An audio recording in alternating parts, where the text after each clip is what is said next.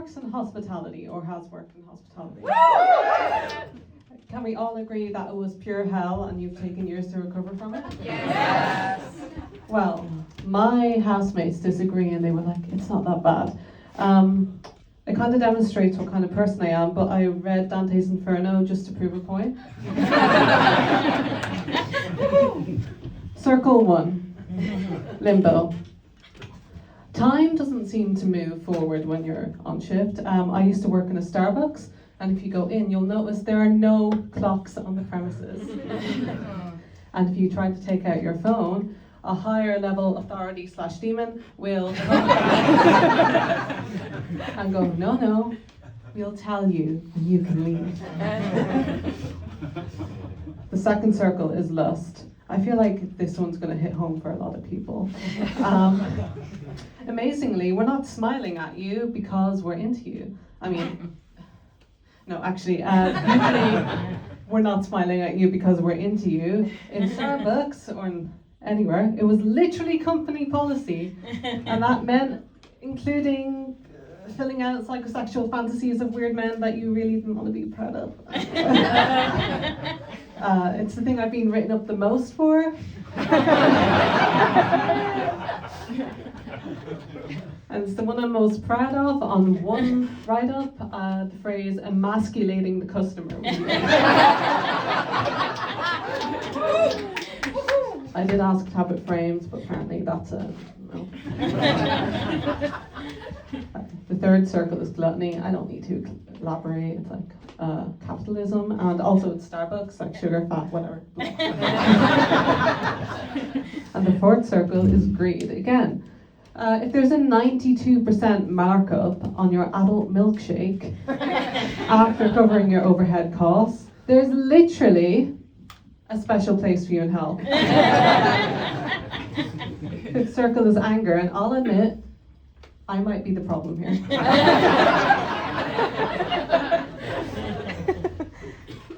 Sixth circle, heresy.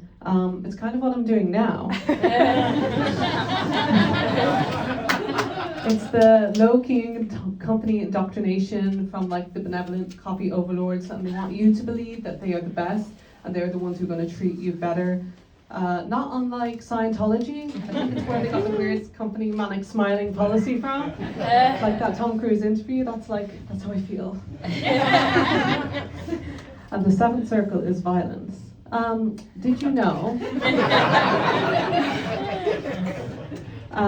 On my contract for Starbucks, if I wanted to cash out my life insurance, I had to die on location. This made faking my death really, really difficult. But I figured out one way. It's pretty convoluted, so bear with me. Okay. So first I have to wear a blood pack under my uniform.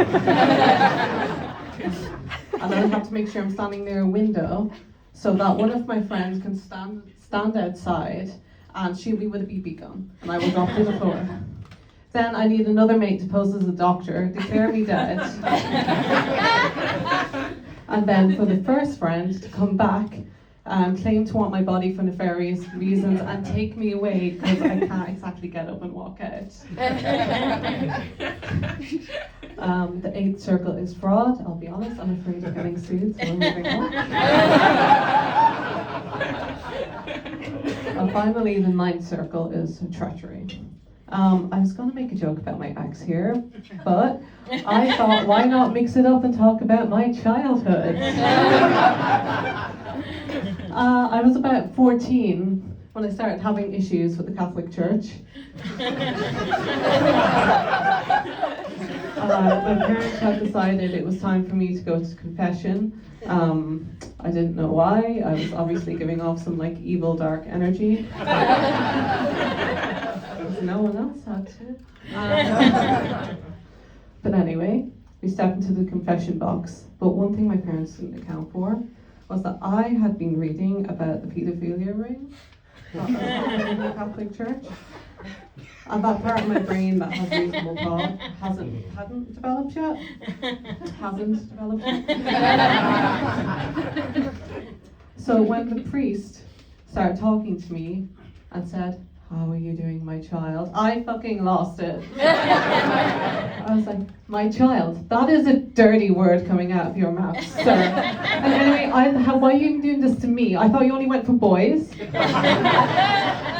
And like, I don't even know why I'm confessing, because like, me not doing homework is not like an issue on the grand scale of things. But anyway, I don't want to be God's favourite. Look what happened to Mary. There was no consent there at all. And on top of that, she didn't even get to give birth in a proper inn. The woman could have got syphilis. And